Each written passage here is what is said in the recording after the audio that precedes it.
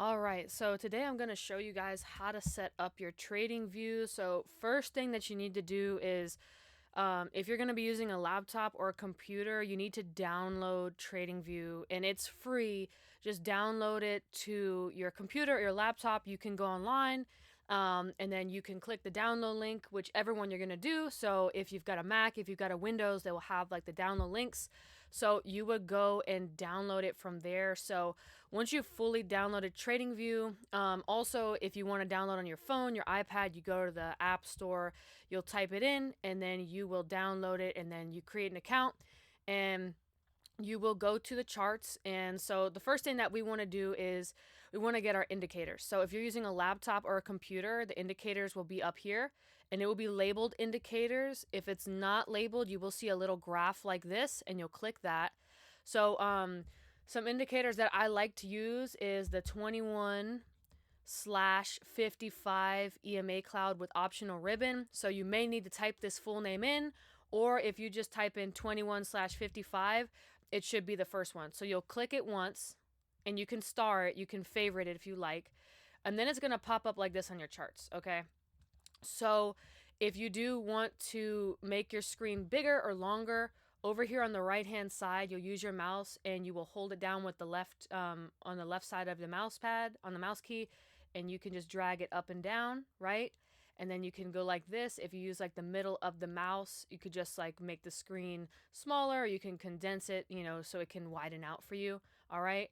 So now if we want to kind of make the indicators a little bit better, you will hover your mouse over here. So you should see EMA cloud, okay?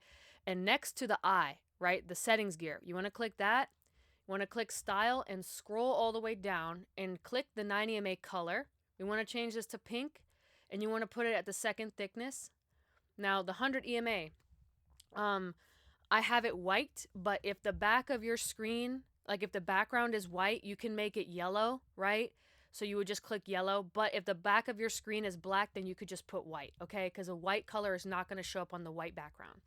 For the 200 EMA, you want to make it light blue. You could just click this one here and you can click the second level of thickness. Same thing on the 100 EMA, you want the second level of thickness. You'll click OK.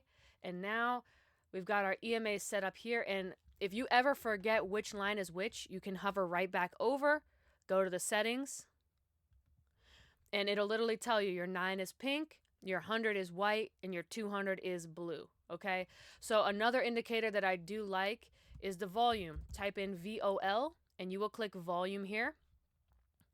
So my volume bars will show up here at the bottom. This is exactly what I want to see. So the red, of course, represents sellers and the green represents buyers. Nothing really else that you have to do here. If you'd like for the volume, you can hover over here, go to the settings, and what you can do is, I believe it's the volume MA. So you can add this line. So it's basically like the midline. So whenever the volume goes past this, it's just like a bigger influx of volume. So, you can change this to white. I have mine as white. You could just do second level of thickness as well. So it kind of just shows you like, okay, is there a big influx of volume? If it's staying under, it's not too much, right? But when you see these big spikes in volume, like here, big red bar, a lot of selling happen. Big green bars, a lot of buying happening. So that's why it's kind of useful. That's why I like it. Another indicator I like is the RSI. You type in RSI, you'll click the relative strength index, and it will come up with a little graph at the bottom. All right, so you could see the numbers on the right, 70 for overbought and 30 and below for oversold. And when it gets really oversold, you'll see a shade of red at the bottom, and that just indicates that it's super oversold, okay? And when it's super overbought, it'll turn like a shade of yellow, right? So anything 70 and higher is overbought. And you guys see when we get overbought on the charts, look, the price comes down a lot, has to cool off. When we get oversold, price comes up, we have to cool off, okay? That's why I like the RSI. And another indicator I do like is the MACD. So it's going to be the moving average convergence divergence. You'll click this one and it'll give you another chart at the bottom of your screen. So again, green means buyers, like buying momentum, and this red means seller momentum. Whenever the MACDs cross, I'll look back at the charts. You can see when the MACDs are crossing over, we can start to get some movement down, right? As you can see, it's crossing and it's still moving up just a little bit. That was the end of day.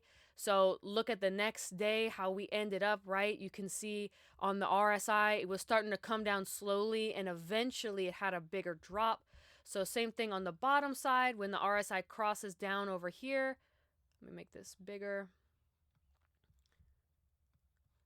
When the RSI crosses down here, look, we get a pop here, right? RSI crosses down, look, we move down, right? So it's just another little, this is kind of like a momentum indicator showing you momentum. The higher the time frame that they're crossing, the bigger the move, right? Same thing on the RSI. Like if the RSI on a higher time frame is really in the overbought zone, like way above 70, you might have price, like you might have the market snap back, give you a move like this, okay? If it's oversold heavily, you could get a big pop to the downside. Probably something, look at the RSI right here, it's in red, and look, we came all the way down. So it's just good to know so you don't enter calls when we are about to come down. It kind of is like a meter, right? It just tells you, it's like a measurement meter, right? You kind of want to know so you don't enter calls when we're at the end of a move, all right?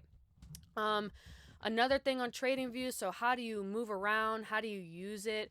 So up here next to the stock option, see 5 minute. This is the time frame where you can go back and forth to others. You can click it and you can see all these time frame here. So some time frames that I like are the 3 minute, the 5 minute. You can use 10 minute. I like the 15.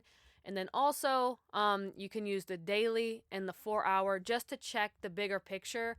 All right. So like for example, the other day we were down here. So remember, under 30 is oversold. So I saw that the daily was oversold. I checked my 4 hour. It was also oversold in red. And what happened that day, if I go back to the 5 minute, let me show you, this move happened. This big move happened. So this was about a $30-$40 move up because those higher time frames were oversold. And there's no other way to know that unless you're checking the RSI. So it's always good to go and check those higher time frames so you can kind of see how the day can look. So you don't get any surprises or miss out on opportunities. And also, let's say if you want to change the stock that you're in, you'll click the symbol here. If you want to trade SPY, SPY, you'll always click the first option. If you want to trade IWM, you'll type it in, click the first option. You want to trade NVIDIA, type it in, you'll click the first option. All right, so they're all kind of here. All right, and that's basically how you can use TradingView.